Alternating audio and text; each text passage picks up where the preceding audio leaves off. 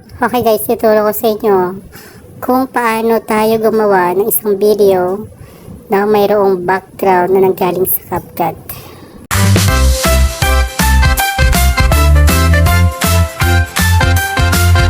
Okay guys, simulan na natin kung paano tayo gumawa ng isang video na may wallpaper na background gamit ang CapCut.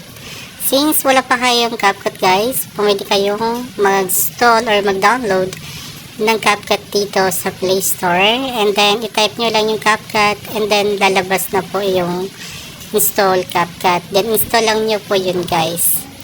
So since meron po akong CapCut guys, pwede po akong dumiretso na sa CapCut. Ito po yun guys, kung paano po natin gagawin ang isang video na may wallpaper na CapCut.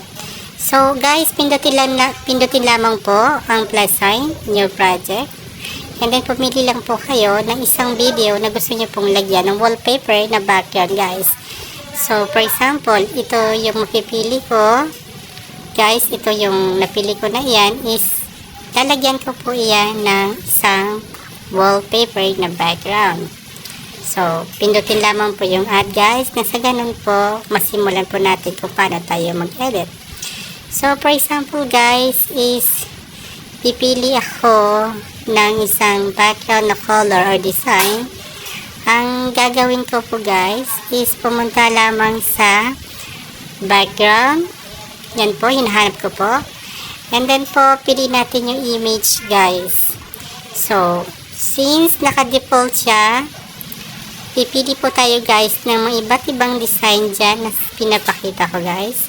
For example, ito pong may araw na pula ang napili ko. Ganyan po ang maging kalabasan ng ating video na gustong lagyan ng wallpaper na background.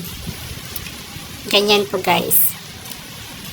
May kulay pula, kulay berde, and then yan po, adjust po lang po. Depende po sa size na gusto nyo guys ng video nyo. Meron din po wall na parang rainbow, ganyan. Pwede natin palitin, palakihin. Yan, depende po sa mga gusto nating laki ng video na ating ginawa guys. Ganun lang kasimple guys ang paggawa ng ating wallpaper na video, at pwede na nating export yan guys. Thank you so much guys. Sana sa susunod abangan nyo uli ang mga aking tutorial, at please subscribe sa aking YouTube guide, na sa ganun mabangan ninyo ang mga bagong update at bagong tutorial na ilalabas dito sa YouTube. Maraming salamat po. Thank you po.